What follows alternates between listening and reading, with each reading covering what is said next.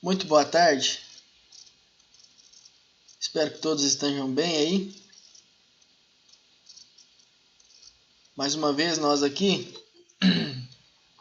juntos para conversar sobre prótese, tá? Nós temos uma tarefa hoje que é justamente dar continuidade nos assuntos relacionados à prótese total. A gente já falou algumas coisinhas sobre prótese total, hoje a gente continua. Nós precisamos relembrar alguma coisa. Justamente, Eduardo. Nós precisamos relembrar algumas coisas que nós conversamos na aula anterior à passada, né, que foi revisão de prova. Para a gente se situar. E vamos dar sequência ao nosso conteúdo, tá? Então vamos lá. Nossa tarefa hoje é conversar um pouquinho sobre área chapeável, sobre moldeiras individuais e moldagem funcional. Muito bem. Na nossa aula passada, a gente falou sobre moldagem, tá?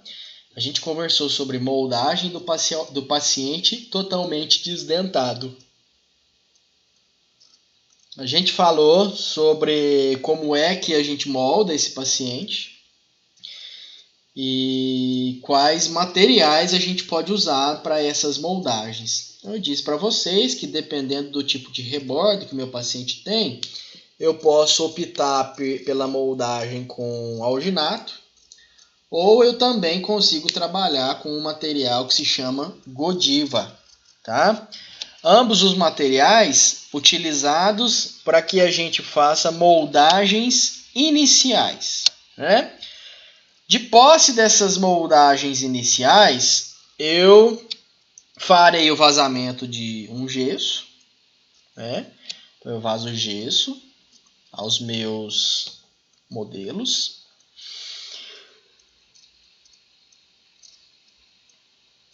E esse gesso, depois de cristalizado, ele vai me dar origem, vai me fornecer um modelo inicial. Né? Esse modelo inicial ele precisa ter uma determinada altura para que eu tenha resistência, mais ou menos 2 centímetros. É importante que eu preserve essa região marcada com a letra A, é uma região importante, copiada com a extensão do meu material de moldagem no fundo de vestíbulo, tá? E de posse do meu modelo inicial, eu preciso proceder a um procedimento que se chama delimitação da área chapeável. Eu preciso encontrar nestes modelos uma área que recebe o nome de área chapeável, que é justamente a área sobre a qual se fará o assentamento da minha prótese. Antigamente, a prótese total ela era chamada de chapa. Chapa total, ou chapa removível, chapa móvel. Tá? As pessoas mais antigas, hoje, ainda até chamam as dentaduras de chapa. Tá? Então, por conta disso, essa área que a gente delimita, que é a área sobre a qual a prótese será assentada, ela recebeu o apelido de área chapeável, área da chapa. Tá? Muito bem, então prestem bastante atenção. O nosso contexto é o seguinte: nós fizemos uma moldagem preliminar, uma moldagem com alginato ou Godiva, uma moldagem que pode ser chamada de moldagem inicial, moldagem anatômica, moldagem estática. Tudo isso significa a mesma coisa. É a moldagem que a gente faz no início do tratamento do nosso paciente. Tá? De posse dessa nossa moldagem inicial, eu faço a confecção de um modelo, que é justamente esse modelo que vocês acabaram de ver. Um modelo inicial, que também é chamado de modelo de diagnóstico, modelo de estudo, modelo preliminar, modelo anatômico, tudo isso significa a mesma coisa. Tem alguém perguntando alguma coisa aqui, ó. Se vocês puderem responder ao Yuri, por favor, digam a ele que está gravando, sim. Tá gravando. Deixa eu só... A professora Cris Colombo tá me ligando aqui. Deixa eu só avisar ela que eu tô em aula. Só um minutinho.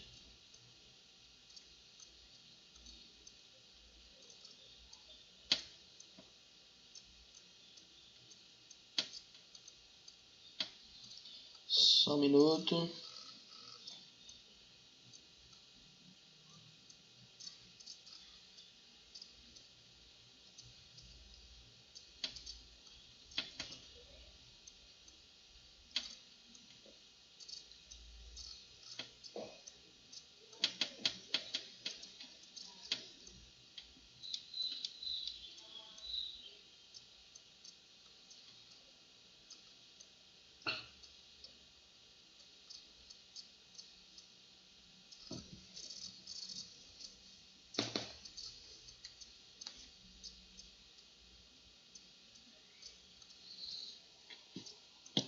De volta.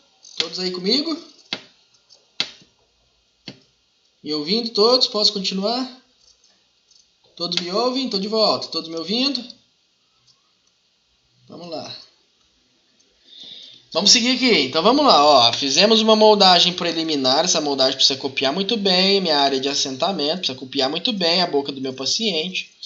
E diante desta moldagem inicial, eu vazo o gesso e obtenho um par de modelos. Modelos iniciais. Sobre estes modelos iniciais, eu vou confeccionar uma moldeira que só serve para a boca do meu paciente. Uma moldeira específica para o meu paciente. Diferente dessas que a gente compra na dental. É uma moldeira feita de acrílico e ela é personalizada para o meu paciente. Por conta disso, ela recebe o nome de moldeira individual. Só serve na boca do meu paciente. É individual a ele. Eu preciso dessa moldeira individual porque agora eu preciso executar uma segunda moldagem do meu paciente. E essa segunda moldagem, ela se chama moldagem funcional. Moldagem funcional, tá? Eu preciso dessa segunda moldagem, que será diferente da primeira, porque a primeira é uma moldagem estática. Eu não me preocupo com a função de nenhum músculo. E essa segunda moldagem, ela será uma moldagem dinâmica. Agora a ideia é que eu copie a boca do meu paciente enquanto os músculos fazem função. Tá? De posse dessa minha segunda moldagem, agora moldagem funcional, eu vazo novamente gesso e obtenho um segundo modelo, que se chama modelo definitivo, ou modelo de trabalho, ou modelo funcional. E é sobre esse modelo que a minha prótese total será confeccionada. Então vamos lá. Vamos entender como é que funciona aqui. Ó. Minha moldagem inicial foi feita. Ela precisa ser muito bem feita para que eu copie essa região que vocês estão vendo aí na imagem. Tá? Eu preciso copiar muito bem essa região que a gente vê na imagem, porque é a partir desta cópia que eu consigo delimitar a área sobre a qual a prótese será assentada, que recebe o nome de área chapeável. Área chapeável. Muito bem. Por definição, está nos livros, tá? Área chapeável é aquela área máxima de extensão da boca do meu paciente que não tem dentes. A área máxima da boca desdentada que poderá ser coberta pela prótese. Então, lá na boca do meu paciente, eu tenho que encontrar uma determinada linha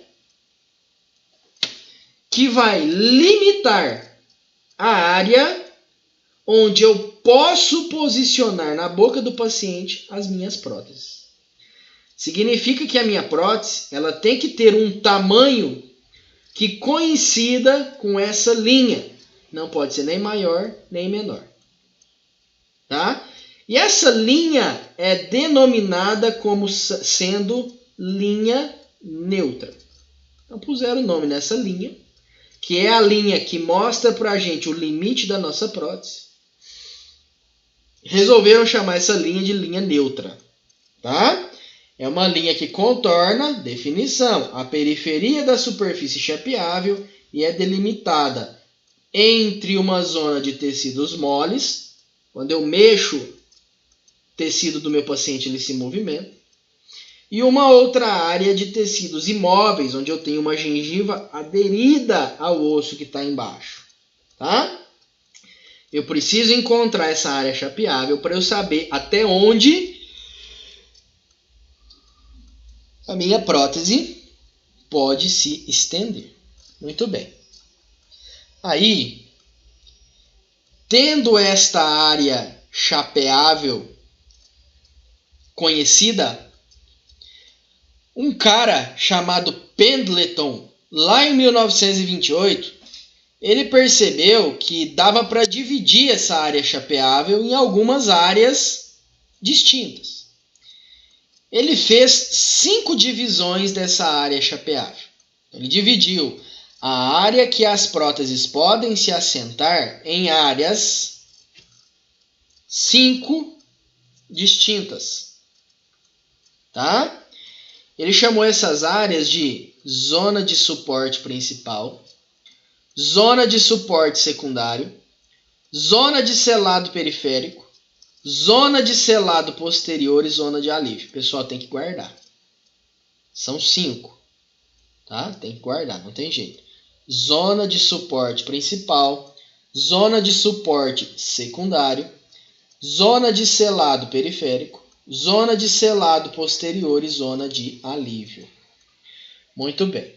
Essas 5 zonas determinadas por Pendleton, elas têm funções específicas durante o funcionamento da nossa prótese. Então, Pendleton, desenvolvendo algumas análises, ele percebeu que a região correspondente à crista do rebordo, olha só a imagem que está pintada de vermelho, é a porção mais superficial do rebordo inferior e superior.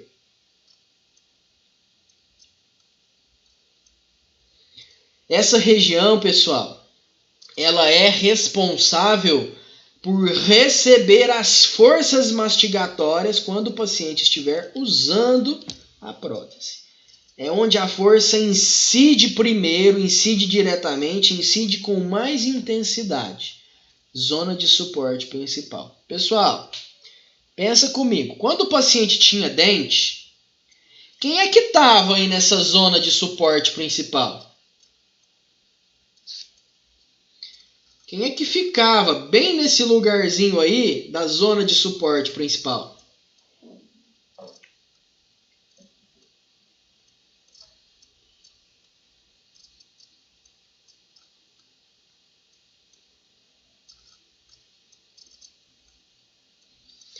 Alô?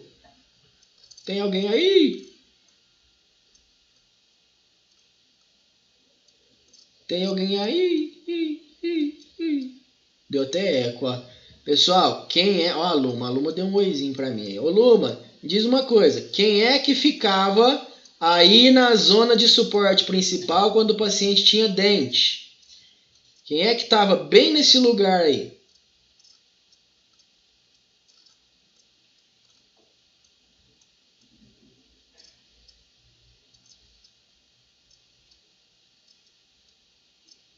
Responde, Eric. Eu sei que você está morrendo de vontade.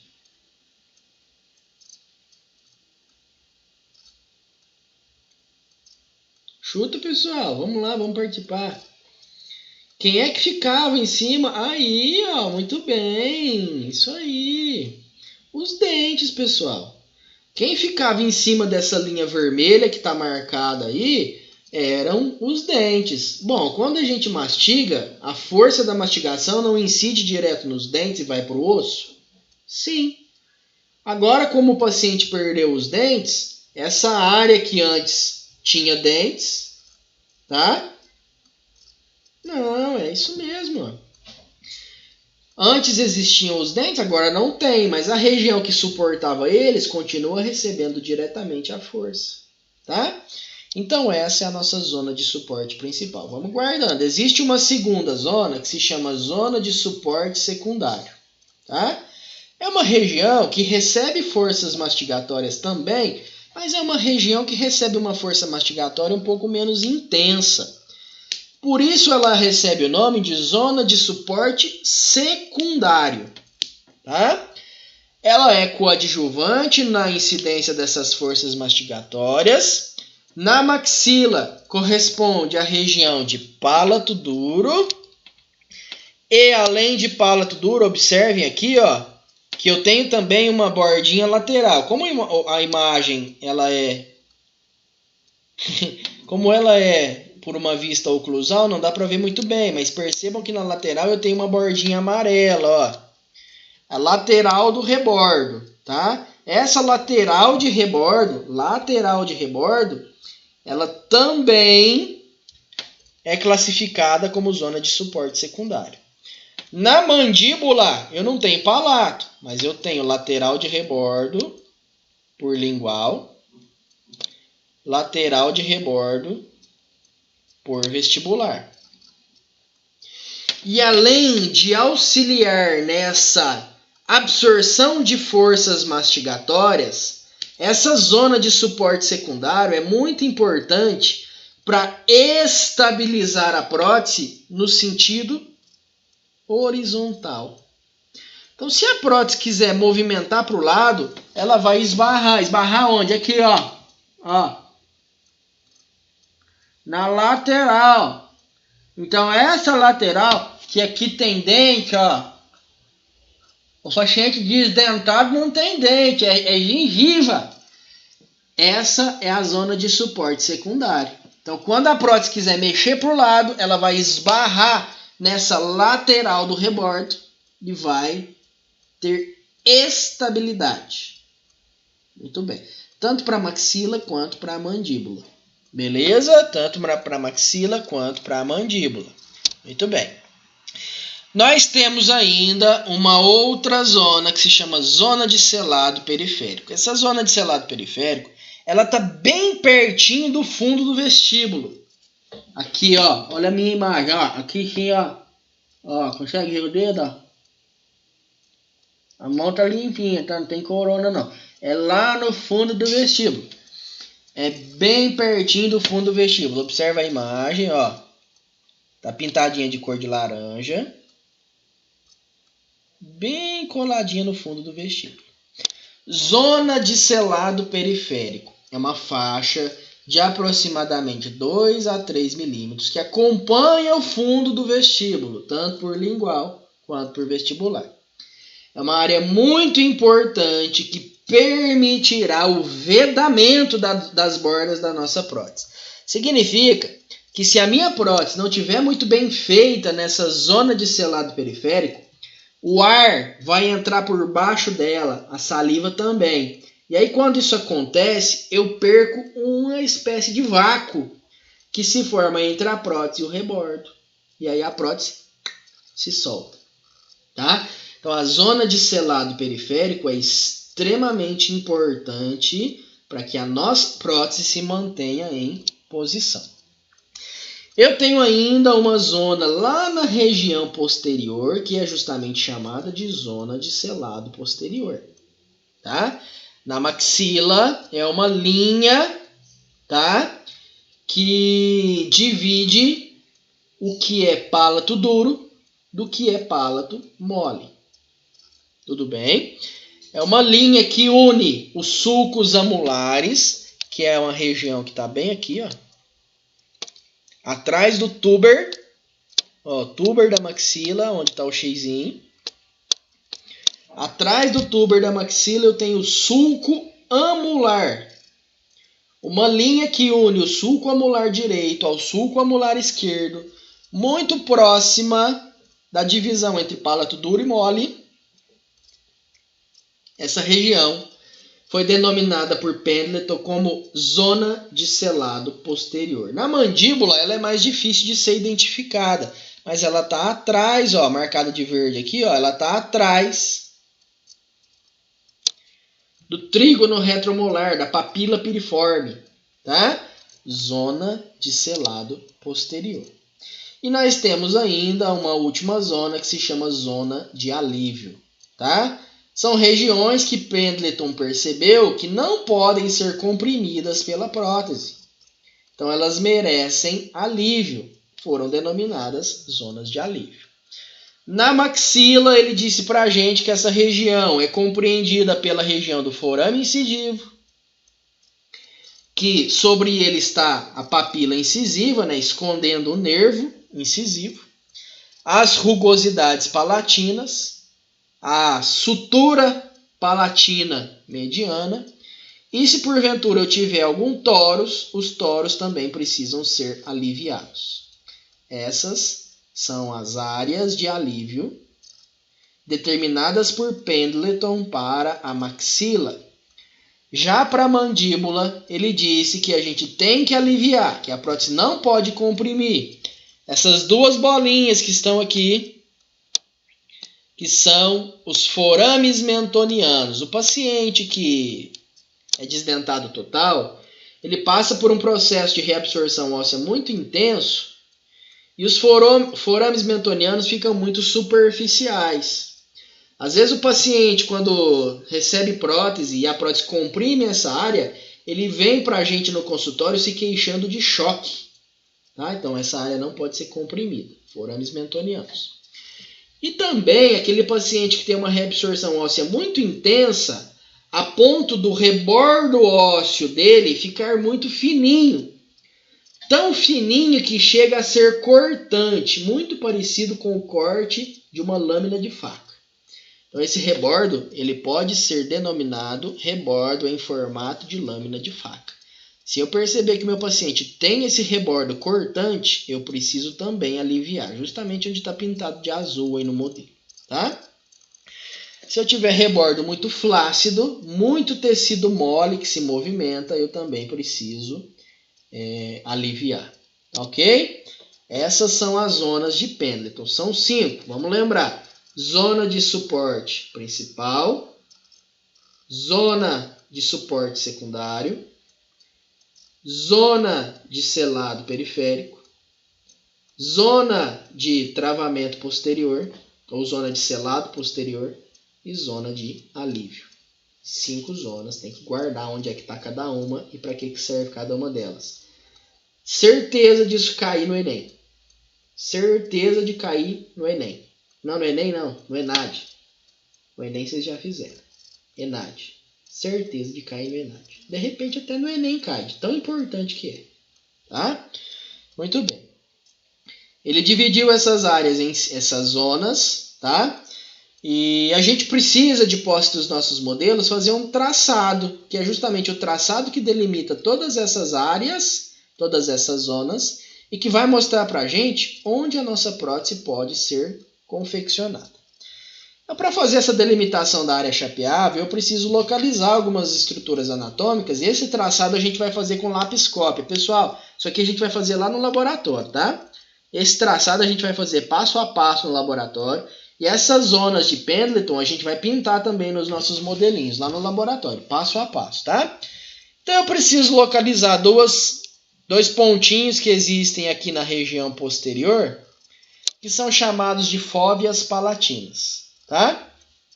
Localizo também os meus sulcos amulares, ó, direito e esquerdo, e faço a união, uma linha unindo os sulcos amulares de um lado ao outro, passando de 3 a 5 milímetros posterior às fóveas palatinas. Como é que a gente localiza essa região? Palpando. Se eu palpar com o dedo ou com o cabinho do espelho, eu percebo direitinho onde é palato duro, onde é palato mole. É justamente nessa região que eu faço esse traçado. E esse traçado segue para a região lateral, distando aproximadamente 2 milímetros do fundo de vestíbula, mais ou menos 1 a 2 milímetros, tá? Contornando todas as estruturas anatômicas, todas as estruturas de interesse precisam ser contornadas. E esse contorno vai seguindo essas estruturas anatômicas até que eu chegue à minha linha média. Então, olha lá, traçado sendo contornado, aproximadamente 2 milímetros na região mais posterior. Na região mais anterior, uma linha que distancia de 2 a 3 milímetros do fundo do vestíbulo. Vou para a região um pouquinho mais anterior. Contorno os freios e as bridas, as inserções musculares. e chego na minha linha média, chego na minha região de freio labial anterior. O freio labial anterior precisa ser contornado e eu passo a delimitação do hemiarco oposto da mesma forma que eu fiz o primeiro. Contorno todas as inserções musculares, contorno todos os freios, todas as estruturas anatômicas importantes e faço a união ao lado oposto. Para o arco inferior funciona do mesmo jeito. Delimitação das minhas papilas piriformes, tá? Meu trígono retromolar. A partir dele, na região posterior, faço o traçado demarcando a minha zona de selado posterior e vou contornando toda a minha área de assentamento da prótese, fugindo das minhas estruturas anatômicas, distando aproximadamente 2 a 3 milímetros do meu fundo de vestíbulo, do meu sulco gengivo-geniano. Então, olha aí, onde eu tenho brida, onde eu tenho inserção muscular, ó, aqui a gente tem uma inserção muscular lateral, eu preciso escapar dela. E vou seguindo esse contorno até a minha linha média. Tem pacientes que na linha média tem também para o arco inferior um freio labial bem pronunciado, eu preciso contornar ele. Se eu não contornar ele, significa que eu vou fazer uma prótese que se assentará sobre o freio. Isso não pode acontecer. Tá? Isso não pode acontecer. Ok? Passo para o lado oposto, delimito da mesma forma, só que para o arco inferior, eu tenho também uma delimitação da área lingual. Ok? Meu traçado vai contornando toda a área lingual, distando aproximadamente 2 a 3 milímetros do fundo do vestíbulo. Chego à minha linha média. Tem pacientes que têm a inserção do freio lingual alta nessa região. Se tiverem, eu posso contornar. Ok? Sigo com o meu contorno e delimito todo o meu modelo. Ao finalizar, o que eu tenho é isso, pessoal. Um modelo totalmente riscado com lápis copy, mostrando para a gente uma área sobre a qual a minha prótese poderá ser assentada. Ok? Que recebe justamente o nome de área chapeável. Tá? Muito bem. Vamos lá. Eu tenho os meus modelos delimitados, superior e inferior.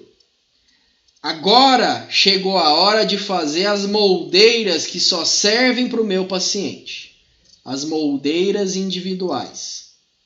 Então, sobre esses meus modelos delimitados, eu vou confeccionar moldeiras individuais. Então, vamos lá, presta atenção, ó. Vem comigo, presta atenção, vem comigo. Moldagem inicial, posso usar alginato ou Godiva. Moldei, copiei muito bem as características anatômicas do meu paciente, vou vazar o gesso. Vou obter um modelo inicial, um modelo anatômico, um modelo estático, um modelo preliminar. E sobre este modelo eu faço a delimitação da minha área chapeável para confeccionar moldeiras individuais. Essas moldeiras são específicas para o meu paciente, só vão encaixar na boca do meu paciente e com elas eu faço uma segunda moldagem que se chama moldagem funcional. Agora eu quero uma cópia dos músculos do meu paciente em função. E de posse dessa cópia funcional, eu obtenho um segundo modelo, um modelo final, um modelo para que eu trabalhe, para que eu execute a minha prótese, que se chama modelo final, modelo funcional, modelo definitivo, modelo de trabalho. Tudo isso significa a mesma coisa. A gente precisa aprender a fazer moldeira, porque a gente precisa fazer uma moldagem funcional. E essa nossa moldagem funcional, ela é executada em 2 etapas. Uma primeira etapa, onde a gente copia, onde a gente molda a zona de selado periférico, que vocês estão vendo na primeira imagem. E a moldagem da zona de selado periférico, ela foi feita com esse material verde que está aqui na imagem, ó. Isso aqui é Godiva. Tá? Isso é Godiva. Já vou mostrar para vocês que Godiva é essa. Depois que eu faço essa moldagem do selado periférico, eu faço uma segunda moldagem da minha área de assentamento propriamente dita. E a gente usa para isso um material que se chama pasta zinco-enólica. E a gente faz isso tanto para o arco superior quanto para o arco inferior. Então guardem a minha moldagem funcional. Ela é feita em duas etapas. Uma etapa que faz primeiro o meu selado periférico e uma etapa que molda a minha área de assentamento propriamente dita. Tá? O que é essa moldagem funcional? Pessoal, pensa no nome. Se é funcional, tem relação com a função. A função de quem? Dos músculos. Então, essa moldagem tem a função, o objetivo dela é copiar o funcionamento dos músculos que estão relacionados à prótese do meu paciente. Tá? Porque se eu não copiar estes músculos em funcionamento, quando o meu paciente colocar a prótese na boca e fizer os músculos funcionarem, o próprio funcionamento dos músculos faz com que a prótese seja expulsa. Faz com que ela seja eliminada da sua área de assentamento. E aí eu tenho uma prótese instável. Não é isso que eu quero. Eu quero que os músculos funcionem estando a minha prótese em posição. Então ela precisa se encaixar em uma determinada região que seja amigável ao funcionamento dos músculos. E para isso eu faço a minha moldagem funcional. Muito bem. Existem técnicas para moldagem funcional. A gente vai aprender uma técnica. Existe uma delas que se chama moldagem pela técnica compressiva. É uma técnica em que a gente molda o nosso paciente, a gente registra as características dele e faz uma certa compressão dos tecidos de assentamento. Essa técnica existe, algumas pessoas consideram ela como sendo uma técnica interessante. Só que quando eu moldo a superfície de assentamento da prótese, comprimindo ela, quando eu colocar a prótese na boca do meu paciente, o tecido que antes estava comprimido tende a descomprimir. E aí o próprio tecido que antes estava comprimido vai empurrar a prótese para fora, causando uma instabilidade. Tá? Essa técnica é muito boa quando a prótese está funcionando, quando o paciente está mastigando. Quando o paciente está em repouso, o próprio tecido que foi comprimido, ele se descomprime e empurra a prótese para fora. Tá? Então a gente julga que essa não é a melhor opção. A técnica compressiva não é a nossa melhor opção. Nós temos uma outra técnica que se chama técnica não compressiva. Muitos autores usam essa técnica, recomendam. É uma técnica interessante. Tá? É uma técnica que não faz compressão nenhuma da área de assentamento. Tá? Só que por conta disso, eu tenho um pouquinho de deficiência na retenção e estabilidade da minha prótese, porque é como se ela não se assentasse tão bem à boca. É como se ela não tivesse um contato muito íntimo com a sua área de assentamento. Tá? Mas é uma técnica que existe, é uma técnica que permite uma incidência de forças menor no reborde, por conta disso a gente previne reabsorções ósseas, mas a gente acha que a chance de falhar usando essa técnica ela ainda existe. Tá? Então a gente selecionou uma técnica, sim, olha aí, quando a gente está fazendo moldagem pela técnica não compressiva, a gente precisa fazer um alívio no nosso moldeiro. Um alívio de quê? De toda a área chapeável. A gente só não alivia uma regiãozinha lá embaixo, ó. Só lá embaixo não é aliviado, o restante todo é aliviado. Tá? Diferente do que Pendleton preconizou. Pendleton preconizou que eu preciso de alívio só em algumas regiões, e a gente acredita nele. E por conta disso, a gente vai desenvolver uma técnica que se chama técnica de moldagem por pressão seletiva. É essa que a gente vai fazer. É essa técnica que a gente vai desenvolver no laboratório, é essa técnica que a gente vai desenvolver na clínica. Técnica de moldagem por pressão seletiva. O que significa? Que ela nem comprime tudo, como a técnica compressiva, e nem deixa tudo sem compressão, como a técnica não compressiva. Tá? Então, ela comprime áreas que podem ser comprimidas e alivia áreas que merecem ser aliviadas. Muito bem. É uma combinação das duas técnicas. Tá? Desse jeito, eu tenho um resultado bastante interessante de recobrimento máximo versus tolerância que o meu tecido consegue suportar durante a função mastigatória. Muito bem. Para eu fazer essa técnica de moldagem por pressão seletiva, eu preciso aliviar algumas regiões. Quais regiões? Aquelas que Pendleton disse que são importantes, justamente a minha zona de alívio, que corresponde à minha papila incisiva para o arco superior, que está aqui, ó, e todas as minhas rugosidades palatinas e RAF palatina mediana. Então, toda esta região ela será aliviada com cera. Da mesma forma que Pendleton disse para a gente vai executar. Um alívio com cera feito sobre o nosso modelo inicial, cera 7. E eu estou pronto agora para a confecção da minha moldeira individual. Então, eu faço a moldeira individual por cima dessa cera. Tá? Por cima dessa cera. Só que percebam, pessoal, que eu tenho algumas áreas aqui que são áreas retentivas. Por exemplo, olha aqui, como nessa região eu tenho uma área de concavidade. Ó. Um rebordo retentivo. Olha aqui. Ó. Essas áreas de rebordo retentivo, elas precisam ser aliviadas antes da confecção da nossa moldeira. A gente pode aliviar com cera, mas, pessoal, guarda, ó, isso não faz parte da zona de alívio lá de Pendleton, tá? Elas precisam ser aliviadas para que a gente confeccione a moldeira, mas não faz parte da zona de alívio.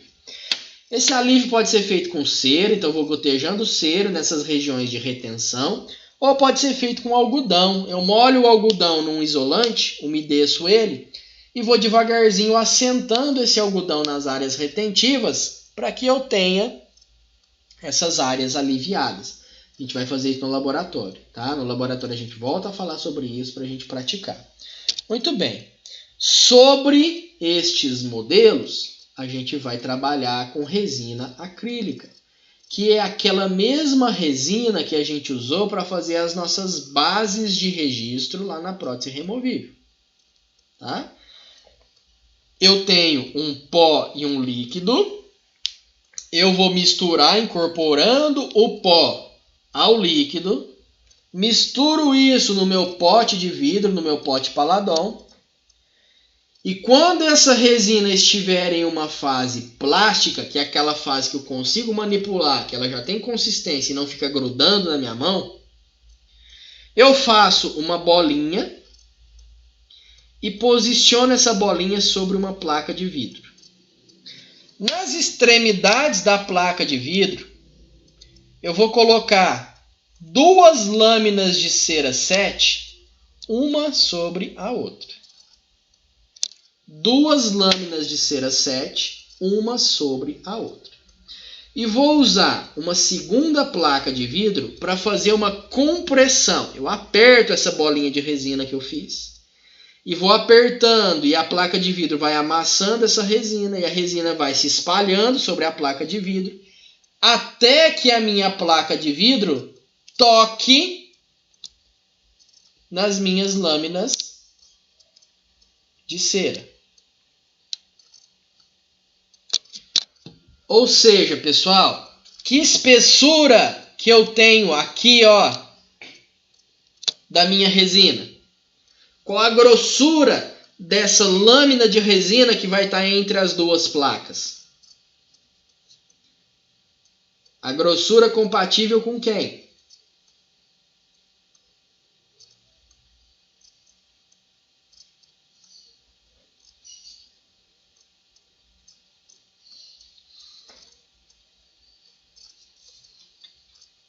Muito bem, Letícia. Uma grossura compatível com as duas lâminas de cera, uma lâmina em cima da outra, tá? Então o que vai sair entre essas duas placas é um lençol de resina. E esse lençol, ele é depositado sobre o meu modelo. E com o auxílio de um lecron bem afiadinho, eu faço o recorte dos excessos dessa resina. E esta resina coincidirá com aquela linha que a gente delimitou e que foi denominada linha da área chapeável. Então, olha lá, faço o recorte. Com o meu dedo e com uma espátula 7, vou dando acabamento. Posso usar o monômero, o líquido, para melhorar o meu acabamento. Vou assentando tudo isso. E o que eu tenho é justamente uma placa de resina acrílica. E a minha cera, que antes estava posicionada no meu modelo, ela sai grudada aqui no acrílico. Esse é o meu alívio. O que eu vou fazer agora? Eu vou dar acabamento. Faço o recorte dessas bordas. Faço a abertura dos freios e inserções musculares com um disquinho de carborundum. Olha aqui o freio, ó, sendo aberto. Disco de carborundum tem na lista de materiais de vocês, tá? E vou posicionar nesta moldeira, depois de acabada, um cabo. Estão vendo aqui o cabo sendo posicionado? Ó?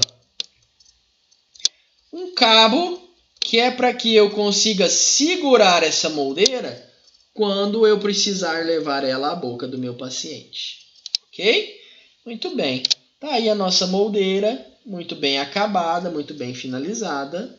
E para que vocês saibam, existem relatados na literatura e nos livros tipos diferentes de cabo de moldeira. Então eu tenho um cabo que pode ser feito todo requintado, ó, com áreas para facilitar a minha pega, todo bonitão, cheio de detalhes.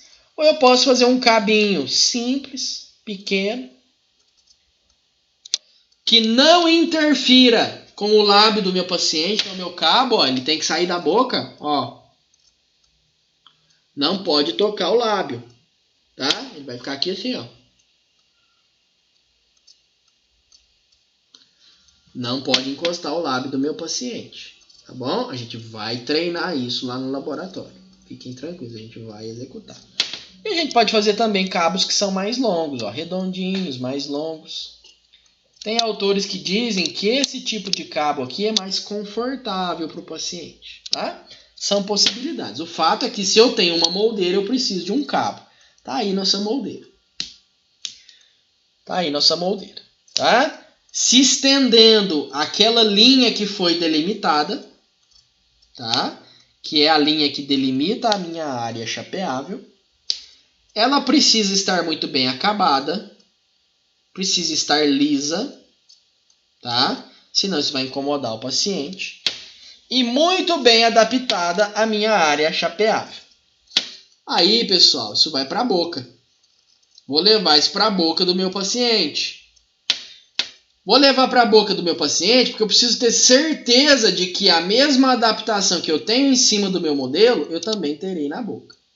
Então eu vou proceder a alguns ajustes, porque nem sempre a adaptação e a qualidade da moldeira em cima do modelo é compatível com as características da boca.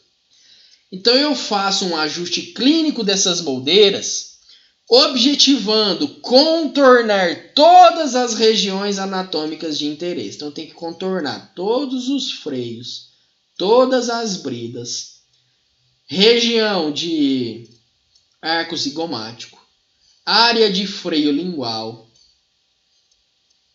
região de papila piriforme, contornar o tuber da maxila, todas essas áreas precisam ser avaliadas. Eu tenho que ter certeza de que a minha moldeira está passando por todas elas e não está esbarrando em nenhuma estrutura anatômica do meu paciente. Avalio também se a minha moldeira está maior ou menor do que deveria, às vezes isso pode acontecer. E eu avalio também se existe espaço suficiente para o meu material de moldagem. Eu preciso de um espaço de aproximadamente 2 a 3 milímetros, de onde a borda da minha prótese realmente deverá se assentar. Então, olha aqui.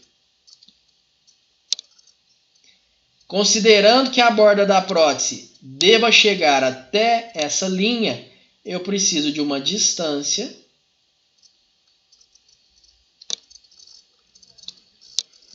que será preenchida pelo material de moldagem. É justamente a zona de selado periférico. Então, essa região é que eu quero moldar com a Godiva, ok? Muito bem. Minha moldeira não pode machucar meu paciente, tem que ser confortável, muito bem acabada, tá? Muito bem assentada. Esse ajuste a gente faz com Minicut e Maxcut, com mandril para disco de carborundum. O lápis cópia é essencial, pessoal. Sempre vocês têm dificuldade para encontrar lápis cópia, tá? Vai nas papelarias e insiste, porque o pessoal da papelaria não sabe o que é lápis cópia. Então vai fuçando que vocês vão encontrar. Na Lelé da Cuca tem, naquela papelaria grande lá na acho que é 104 Norte, né? 204 Norte. Lá tem também, multicoisa, se não me engano. Lá tem também. Lápis cópia ajuda bastante a gente. A gente vai precisar de um mandril fendado para acoplar a lixa. Tem na lista de material de vocês. E também um micromotor com a peça reta. Tá? Agora na prótese total a gente vai usar muita peça reta. Então olha aí o ajuste sendo feito. Ó, nessa região aqui, a nossa moldeira ela não tinha o alívio do freio labial anterior. Ó, olha aqui o freio. E ele não estava completamente aliviado.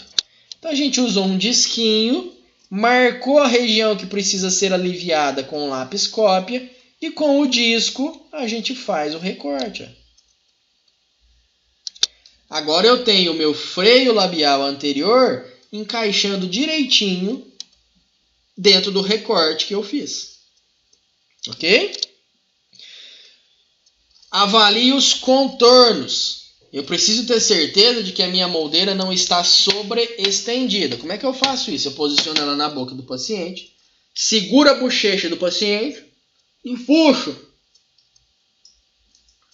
Se eu puxar e a moldeira estiver se movimentando demais, significa que ela está sobreestendida. Sobreestendida, tá? E se eu afastar a bochecha do meu paciente e olhar e perceber que a borda da moldeira está muito distante da linha que divide o que é tecido mole do que é tecido aderido, significa que ela está subestendida.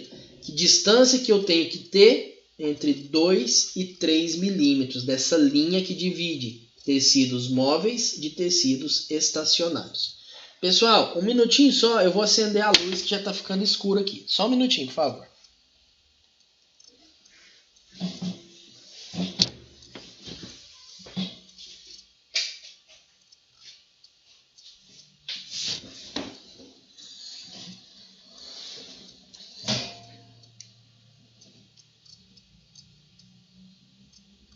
Botar a luz aqui, senão vocês não vêem minha beleza, né? Senão a aula fica muito sem graça. Só olhando boca sem dente, dentadura. Aí não dá, pô.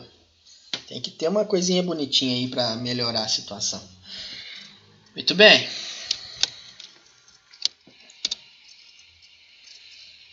Faço o recorte, minicut, maxcut, com bastante cuidado. Vou aliviando.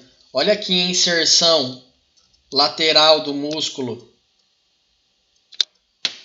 O contorno que a gente faz para que este músculo não seja comprimido pela moldeira. Ok? Olha lá, região anterior, onde eu fiz a delimitação da minha área chapeável. Vou pintar de azul, pintei de vermelho, mas não dá para enxergar muito bem.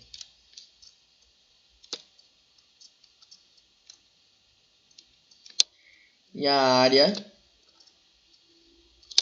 de alívio. Nesse caso aí, pessoal, a gente está evidenciando justamente uma subextensão. Recortou demais. Tá? Tirou demais. Aí precisa acrescentar um pouquinho. Ok? Minha moldeira precisa recobrir o tuber da maxila e também envolver o meu processo zigomático. Ou seja, eu tenho que englobar toda a minha área chapeável. E lá na região posterior? Muito bem, ó, eu tenho que delimitar uma linha que une o sulco amular do lado direito ao sulco amular do lado esquerdo. Olha lá a linha marcada de roxo. Tá? Essa marcação a gente faz com lápis cópia na boca do paciente. A gente vai devagarzinho, dá uma umedecida no lápis, ele vai soltando tinta na boca do paciente. E aí a gente coloca a moldeira em posição e a tinta que estava aqui, ela sai na nossa moldeira. E aí eu consigo recortar direitinho, me orientando pelo limite posterior. Que é compatível com aquela zona de travamento posterior, ou zona de selado posterior. Pessoal, presta atenção aqui, ó. Existem algumas técnicas para a gente definir onde é que está essa linha de travamento posterior, ou linha de selado posterior. Disse a vocês que eu posso ir palpando. Se vocês palparem os pacientes, ou até mesmo se vocês palparem vocês vão perceber que o dedo vai escorregando por uma região que é dura, que é o palato duro. E bem lá atrás vai chegar um momento que começa a existir uma transição entre o que é duro e o que é mole. Então é uma região meio molezinha, meio macia, parece uma esponjinha. A gente percebe isso, é uma área glandular que é compressível, tá? Logo depois dessa área compressível, eu tenho o palato mole. Aí no palato mole é realmente mole, inclusive quando a gente toca lá da ânsia, né? A gente tem ânsia de vômito. Então, palpando, eu consigo identificar a minha zona de travamento posterior vai estar justamente depois dessa zona compressiva. Então, não é exatamente na hora que acaba o palato duro, é a hora que acaba essa região que é molezinha, tá? Que dá para apertar. Essa área pode ser identificada também através de uma pronúncia que faz com que o paciente vibre essa região. E essa pronúncia é a pronúncia do fonema A. Então eu peço para o paciente falar A. E quando ele fala o A, eu tenho um vibrato que faz com que essa região de palato mole se movimente. E aí eu consigo olhar e ver direitinho onde é que está mexendo e onde é que não está. E aí eu vou lá com o lápis cópia e marco esse limite. Essa linha, ela é chamada de linha do A ou linha vibratória. Tá? Então essa é uma outra técnica para identificar a zona de selado posterior, o limite posterior da minha prótese, através da vibração do palato mole. Tem uma outra possibilidade também, que é pedir para o paciente fazer a manobra de Valsalva, que é aquela manobra que a gente faz na cirurgia. Acho que todo mundo já fez cirurgia aí, né? Mas eu posso solicitar para o paciente, tampando o nariz dele, que ele faça força soprando o ar com a boca aberta, pelo nariz. Quando ele faz força soprando o ar pelo nariz com a boca aberta, o ar infla essa região de palato e o palato mole se movimenta. E aí eu vejo direitinho a divisão entre o que é palato duro e o que é palato mole. Vou lá com o meu lápis cópia e marco. E aí já sei onde está o limite da minha prótese. Muito bem. Pro inferior, pessoal, não é diferente. Olha lá, para o arco inferior eu tenho algumas estruturas anatômicas. Isso é visual, a gente precisa olhar isso lá na clínica, porque tem paciente que tem paciente que não tem. Então a gente vai posicionando a moldeira e afastando os tecidos do paciente, que as inserções musculares vão aparecendo. Olha aqui, ó, um freio lateral. Na região anterior, eu geralmente tenho um freio labial. E a gente vai fazendo o recorte de toda essa moldeira, aliviando essas regiões de inserção de freio e músculo. Ok? Faço as movimentações do lábio do mesmo jeito, ó.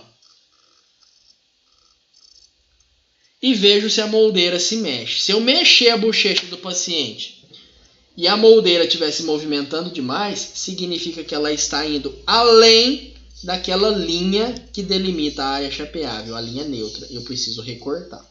Se eu observar e perceber que a borda da minha moldeira está muito aquém da linha neutra que divide o que é estacionário do que é móvel, eu preciso acrescentar. Beleza. Olha aqui uma situação onde o freio labial anterior inferior não estava aliviado. Se eu não aliviar, pessoal, quando eu fizer a prótese vai vir desse jeito aí. E aí o paciente vai colocar a dentadura na boca e depois de 2 dias ele volta dizendo que está machucando. Claro que está machucando. A borda da dentadura vai comprimir o freio. Inclusive corta, pessoal. Nós temos casos de paciente... tem paciente que é teimoso e acha que precisa usar a prótese incessantemente para poder acostumar. Então, nós tivemos o caso de uma paciente que recebeu as próteses, a prótese machucou um pouquinho, faltava alívio, tá? Ela percebeu que estava machucando, só que ela acreditou que ela precisava usar bastante para acostumar e ela não tirou a prótese da boca. E quando ela voltou no retorno, a dor, claro, tinha passado, só que o freio tinha sido cortado, como se a paciente tivesse feito uma frenectomia. Imagina a dor que essa paciente não sentiu, por conta da falta de um alívio. Então isso tem que ser muito bem aliviado, tá? Moldeira assentada, preciso checar o assentamento nos diferentes flancos. O que é flanco? Flanco são as diferentes áreas da boca que vão receber o assentamento da prótese. O flanco, ó, olha aqui na minha imagem, ó, nessa região anterior, ó, do meio, mais ou menos onde está o canino, primeiro pré, até o centro, depois linha média, até canino premolar do outro lado, recebe o nome, lá no fundo do vestíbulo, recebe o nome de flanco labial, porque está em contato com o lábio. Lá na região posterior, do pré-molar até o tuber, eu tenho um flanco bucal. Bucal por quê? Porque está em contato com a bochecha. Tá? Flanco labial, flanco bucal. E para o inferior, mesma coisa. Flanco labial, flanco bucal. Eu tenho para o lado direito, tem também para o lado esquerdo. Mas para o inferior eu também tenho flancos que estão para o lado da língua. Tá? Então lá atrás... perto dos molares, eu tenho os flancos linguais. E para a região anterior, eu tenho os flancos sublinguais. Muito bem. Esses flancos eles precisam ser avaliados também quanto à extensão. Tá? Os flancos labiais e bucais eu avalio tracionando o lábio e a bochecha do paciente. Os flancos linguais e sublinguais eu avalio solicitando que o paciente movimente a língua. Então eu peço para o paciente mexer a língua e encostar ela na bochecha de um lado. E a hora que ele faz isso, a tendência é que a moldeira do outro lado se movimente. Se isso acontecer, significa que eu tenho uma sobreextensão no flanco lingual. Ok? Peço para o paciente colocar a pontinha da língua na bochecha do outro lado. Se a moldeira movimentar, significa que a borda da língua está tocando na moldeira na região de flanco lingual. Peço para o paciente levantar a língua para cima. Se o paciente levantar a língua para cima, e a moldeira se movimentar, significa que a moldeira está interferindo na região de flanco sublingual. E eu tenho que ir aliviando até que esse movimento não aconteça mais. Tá? Vou aliviando, vou recortando. Olha aí, ó, contorno da papila piriforme lá atrás, na região de trígono retromolar. Minha moldeira tem que englobar toda a minha papila, seguindo com a delimitação até todo o contorno da minha área chapeável. Tá?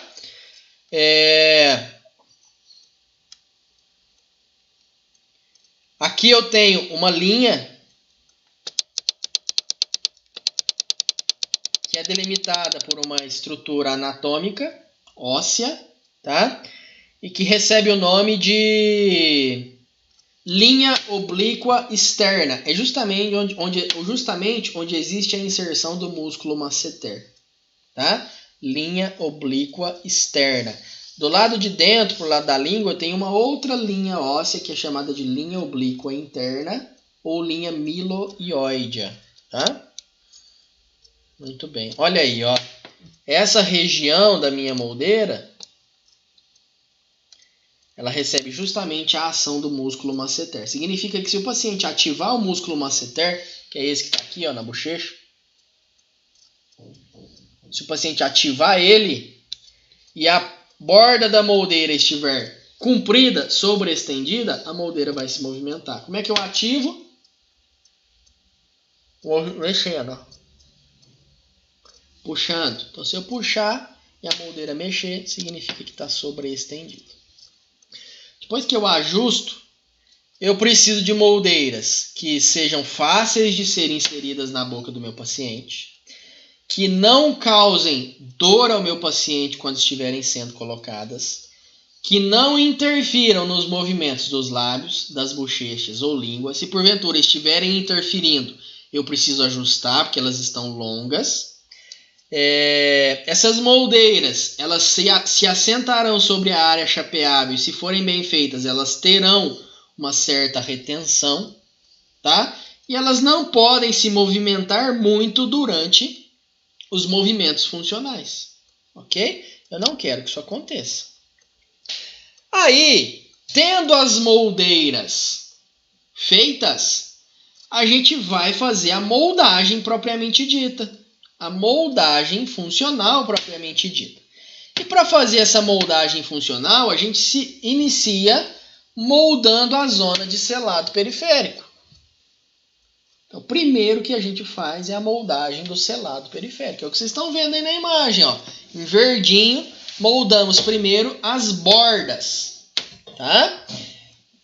Esse selamento periférico é quem vai me proporcionar o vedamento da prótese quando assentada. Eu preciso de uma espessura uniforme adequada ao contorno da boca do meu paciente, tá? A ideia é que eu consiga agora moldar a função dos músculos. Com o que eu faço isso? Com um material que se chama Godiva. Eu vou moldar com Godiva. Só que diferente daquela Godiva que a gente usou na moldagem inicial, que era uma placa, essa Godiva agora é em bastão. Então é esse bastãozinho verde que vocês estão vendo aqui. A melhor Godiva que a gente tem é essa. Essa é a melhor que existe, só que ela é muito cara, tá? Custa uns R$150 uma caixinha de Godiva dessa. Essa Godiva aqui de baixo é ruinzinha e custa uns R$40, tá? Se vocês usarem, eu tenho certeza que vale a pena o investimento, tá? A Godiva tem características específicas, ela tem fluidez necessária quando eu faço pouca pressão. Eu não preciso fazer muita pressão para ela escoar legal. Ela gruda muito bem na moldeira, tá? Ela fica mole quando eu aqueço. Então eu preciso passar ela na lamparina, ela vai aquecer. E quando aquecida eu vou colocando nas bordas da moldeira. Depois que isso vai para a boca, ainda quente, lá na boca ela resfria. E é rápido esse resfriamento. Quando ela resfria copiando as características que estão lá na boca. Tá? Meu selamento periférico precisa ser feito com bastante calma, bastante tranquilidade. E se porventura eu tiver alguma falha, essa falha pode ser corrigida. Basta que eu aqueça novamente e acrescente um pouquinho mais de Godiva, tá? Por conta dessas características, é um procedimento que a gente faz quando já desenvolveu bem a técnica, relativamente rápido, tá?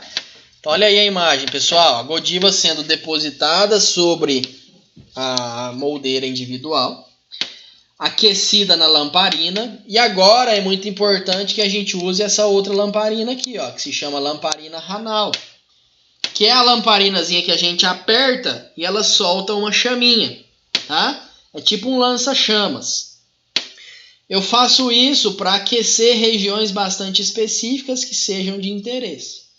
Então eu vou aquecendo e levo para a boca do meu paciente. Posiciono na boca do meu paciente, faço junto com ele os movimentos funcionais, traciono o lábio, movimento a língua, e esses movimentos vão sendo copiados pela Godiva, ok? Muito bem. Essa moldagem, ela é feita flanco por flanco. Então presta atenção. Para o superior, a gente geralmente começa pelo flanco bucal. Olha aqui, ó. É aquele flanco que está na região posterior, que eu mostrei para vocês, ao fundo do vestíbulo, que entra em contato com a bochecha. Godiva posicionada. Pessoal, para não queimar o paciente, a gente posiciona a Godiva na borda da moldeira e coloca ela bem rapidinho na água fria. Tá? Uma cuba de borracha com água fria. Coloca lá dentro, tira e vai para a boca. Aí a gente não queima o paciente. Foi para a boca, faça os movimentos funcionais. Quais movimentos? Ó, tração.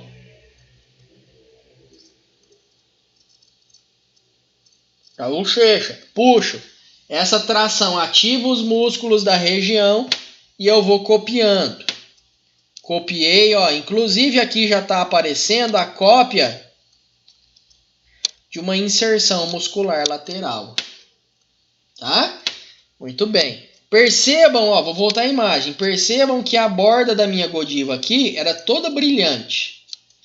Quando eu moldo, a Godiva fica toda fosca. Isso é sinal de que eu consegui moldar. Eu não posso ter emenda, eu não posso ter dobra, ela tem que estar fosca, não pode estar brilhante. Pessoal, observa aqui, ó, essa região que escoou para dentro da moldeira, ela vai ser recortada, ó, com o Lecron. Tá? A minha Godiva, ela fica só na bordinha da moldeira, ela não pode escoar para dentro, tá bom? É só a região de selado periférico. Para moldar a região bem posterior aqui atrás, ó, uma região chamada de espaço coronomaxilar, eu posso pedir para o paciente projetar a mandíbula para frente e para o lado. Então ele faz assim, ó, ele joga o queixo para frente, com a boca entreaberta, para frente e para o lado. Para frente e para o lado. Quando ele faz isso, ele está ativando o músculo bucinador lá atrás e empurrando a Godiva para o espaço coronomaxilar. É justamente o momento em que a gente consegue copiar muito bem a região de sulco amular, lá atrás do tuber da maxila. Feita a moldagem dos flancos bucais, do lado direito e lado esquerdo, ó, flanco bucal, direito e esquerdo. Agora eu preciso moldar os flancos labiais, que são os anteriores. Então eu vou novamente, coloco Godiva na região correspondente, levo para a boca do paciente, e aí eu preciso que o paciente faça a contração do músculo orbicular, que é esse que está aqui ao redor do lábio, tá? Posso pedir para o paciente fazer biquinho, assim, ó, com bastante força. Quando ele faz isso, ele contrai o músculo orbicular. Ou eu posso também tracionar o lábio do meu paciente. Eu seguro e traciono. Também funciona. Dos dois jeitos dá certo. Tá? Verifiquem sempre se os freios e inserções musculares foram bem copiados. Olha aqui como a gente conseguiu copiar bem legal o freio labial. E aqui a gente copiou muito bem uma brida lateral, uma inserção muscular. Isso tem que ser muito bem copiado. E aí, para finalizar, a gente faz a cópia da zona de selamento posterior. Essa região pode ser chamada de zona de selamento posterior, zona de vedamento posterior, zona de travamento posterior, e muitos livros trazem esta região pelo nome de pós-dumming, que é aquela área que o Pendleton falou para a gente que precisa ser identificada para que a gente estenda a nossa prótese até ela, tá? Zona de selamento posterior, vedamento posterior, travamento posterior ou pós-dumming. Eu coloco a Godiva nessa região, levo para a boca do meu paciente e faço compressão. Olha lá a imagem, o material inclusive escoando, ó, lá na região posterior, tá? Essa Godiva vai de um sulco amular ao outro, unindo o sulco amular direito ao esquerdo. Eu posiciono na boca do meu paciente, pressiono no centro, tá, do palato. E o paciente, nesse momento, não precisa fazer movimento nenhum. Ele fica com a boca entreaberta, bem tranquilo, e eu apenas mantenho a pressão. Tá? O que escoar para dentro da moldeira, a gente recorta. Olha aqui o excesso sendo recortado. O que escoa para dentro, a gente recorta. E observem a zona de alívio presente aqui na nossa moldeira o tempo todo. Tá? A cera sendo usada como alívio. Para o arco inferior não é diferente, tá? Eu moldo de modo semelhante, só que para o arco inferior eu tenho a língua, então eu tenho que moldar. Flanco sublingual, que é esse que está aqui, embaixo da língua. Posiciono a Godiva, aquecendo com a lamparina ranal.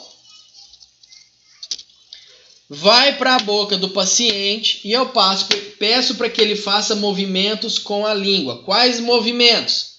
Vai mexer a língua para frente, para cima e para os lados.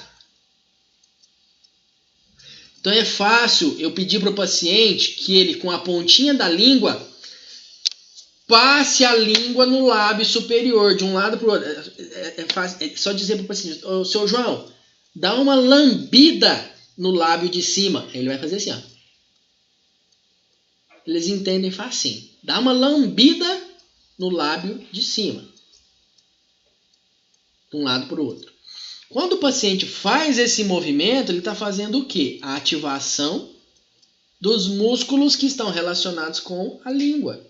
O assoalho da língua levanta e eu consigo copiar essa região anterior, inclusive a cópia do freio. Olha aí, essa é a característica que eu preciso ter. Se escoar para dentro da moldeira, eu tenho que aliviar, tenho que recortar. Não posso deixar Godiva dentro da moldeira. Fiz o flanco sublingual, passo para o flanco lingual, que é o que está na região posterior, tá? Posiciono a Godiva nas bordas, levo a moldeira em posição e peço para o paciente tocar a bochecha do outro lado, tá? Bochecha de um lado, fazendo força, ó. Para moldar o flanco lingual do lado oposto. Bochecha para o outro lado. Para moldar o flanco lingual do lado oposto, tá? Essa moldagem é importante porque ela vai mostrar para a gente onde está o limite de um músculo, ó, o músculo miloióide, que é justamente o músculo que se insere na linha oblíqua interna, ou linha miloióide, tá? Feita a moldagem dos flancos linguais e sublinguais, eu passo a moldagem dos flancos bucais e labiais. Vou começar pelo flanco bucal e área disto bucal, aqui atrás, ó. Posiciono a minha Godiva. Vai para a boca do paciente, eu tenho que ativar o masseter. Como é que eu ativo o masseter? Tração. O masseter está aqui, ó. Tá? Muito bem. Faço de um lado, faço do outro. Se escoar para dentro, eu recorto. Moldei flancos bucais e área disto-bucal, eu moldo flanco labial. Vou para a região anterior. Posiciono a godiva e preciso ativar o músculo orbicular. Ativo como? Fazendo biquinho. Bem forte. Quando a moldeira é redondinha, assim como essa que está na imagem, eu posso pedir para o paciente chupar o cabo da moldeira. Ele faz força e ativa esses músculos. Outra forma é que eu faça o tracionamento. Tá aí as nossas moldagens do selado periférico finalizadas, tanto para o arco superior quanto para o arco inferior. Eu preciso de bordas arredondadas.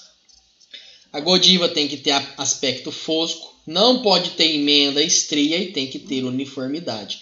Este formato de godiva representará o formato da borda da minha prótese, tá? Se eu tiver borda rugosa, eu tenho que plastificar com a Ranal de novo e levar para a boca mais uma vez. Se a godiva estiver brilhando, significa que eu não consegui moldar e é bem provável que a minha moldeira esteja curta. Eu preciso aumentar, tá? Se a godiva, quando eu moldo, ela sai e o acrílico aparece, significa que a moldeira está sobreestendida, eu preciso recortar, tá? E se eu tenho uma borda muito fininha em formato de lâmina de faca, significa que eu tenho uma quantidade de godiva insuficiente. Eu preciso acrescentar mais. Então, são características que a gente tem para que a gente se atente à qualidade da nossa moldagem funcional, do nosso selado periférico. Pessoal, na clínica vocês vão perceber isso aqui muito bem. Depois que eu faço o selado periférico, a minha moldeira ganha uma qualidade de retenção muito interessante para o arco superior. Então, ela fica já bem retentiva. Eu posso fazer movimentos. Mexo o cabo para baixo, mexo para cima, mexo para um lado e para o outro. Vocês vão perceber que ela não se movimenta, ela fica em posição. Sinal de que eu realmente consegui um vedamento periférico. Que eu consegui um selamento periférico bastante eficiente.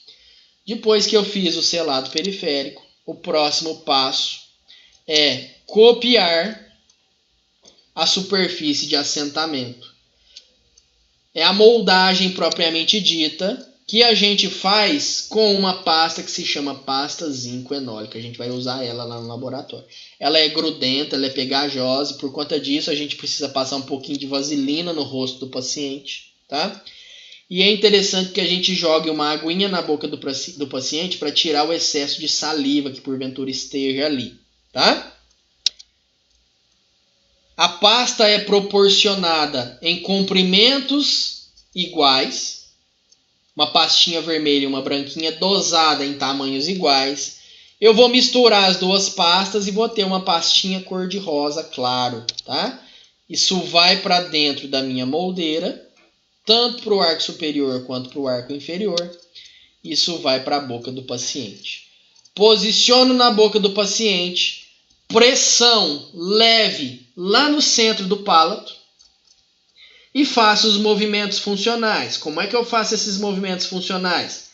Peço para o paciente fazer biquinho, peço para o paciente fechar um pouquinho a boca, projetar a mandíbula para frente e mexer para os lados. Posso tracionar lábio e bochecha. São exatamente os mesmos movimentos funcionais que a gente fez na hora do selado periférico. É a mesma coisa. Aguardo o tempo de presa. Vai levar em torno de 2 a 3 minutos. Tá? Aguardo o tempo de presa e removo da boca do meu paciente. Tá? Removo da boca do meu paciente. Ela vai sair desse jeito aqui. E aí a gente finaliza fazendo uma compressão da minha zona de selado posterior. Lembra que eu disse para vocês que essa zona de selado posterior ela é um pouquinho compressiva, parece uma esponjinha? Se eu palpar, ela é molezinha, tá? Lá entre o palato duro e mole. Então o que nós vamos fazer? Nós vamos identificar que região é essa com o lápis cópia, lá na boca do paciente, ó. Identifiquei na boca do paciente que região é essa. Levo a moldeira já com a moldagem feita em posição e aquilo que eu marquei na boca vai sair copiado. Por isso a importância do lápis copy. Nesse lugarzinho eu vou colocar um pouquinho de cera. Vou aquecer a cera bem devagarzinho, bem pouquinho e vou colocar em cima. Cera utilidade, uma cera bem molinha. Vou aquecer essa cera devagarzinho com minha lamparina Hanau. Vou para a boca do paciente e comprimo. Coloco em posição e faço uma compressão. Por quê? A ideia é comprimir esta região de travamento de selado posterior. É justamente comprimir essa área que é compressiva. Tá? Porque quando eu faço isso, eu gero uma pressão negativa dentro da minha moldeira e eu tenho mais qualidade de retenção. Tá aí o resultado final da minha moldagem superior e inferior. É isso que a gente vai desenvolver na clínica. A gente vai fazer essas duas moldagens no laboratório, tá? Vocês vão treinar. E aí nós temos também a possibilidade, pessoal, de fazer essas moldagens, ao invés de usar a pasta de óxido de zinco e eugenol, ou pasta zinco-enólica, ou pasta zinco-eugenólica, a gente pode usar também os elastômeros. Quem já fez prótese fixa já sabe o que são esses elastômeros, tá? São aqueles poliéteres, mercaptanas, silicones, as pastas fluidas deles também dá para usar. Então, de posse das minhas moldagens, eu sigo adiante para a confecção de placas articulares, que vai ser tema da nossa próxima aula. Ok? Pessoal, parece ser muita coisa, mas quando vocês forem dar uma estudada, vocês vão perceber que não é tanto assim. É que a gente vai falando passo a passo, e aí parece que é 1 milhão de informação e 1 milhão de coisas que a gente tem que fazer. Mas fiquem tranquilos, não é. Isso tudo a gente vai incorporando conforme a gente faz, tá? Só que a gente tem que começar a pensar sobre tudo isso para as informações ficarem memorizadas, tá? Então não adianta a gente escutar agora e deixar essa informação esquecida aí em um canto qualquer, senão não memoriza. Então a gente tem que estar constantemente olhando, lendo, falando sobre isso, para quando chegar a hora de executar, a gente lembrar de tudo isso. É assim mesmo, tá? O assunto que eu havia programado para conversar com vocês hoje se encerra aqui, tá? E eu queria saber se vocês têm alguma dúvida, queiram me perguntar algo. Vocês já conseguiram acessar o resultado das avaliações? Já viram as notas? Como é que tá isso lá no Conecta? Já tá liberado para vocês? Beleza, todo mundo foi bem, todo mundo foi top. Eu corrigi, fiz algumas observações e algumas respostas. Leiam, porque as observações são muito importantes para vocês aprenderem, tá? Leiam lá, tá? Para ver o que vocês erraram e o que precisava melhorar nas respostas. Show de bola, meus queridos? Amanhã é quinta-feira e depois é sexta.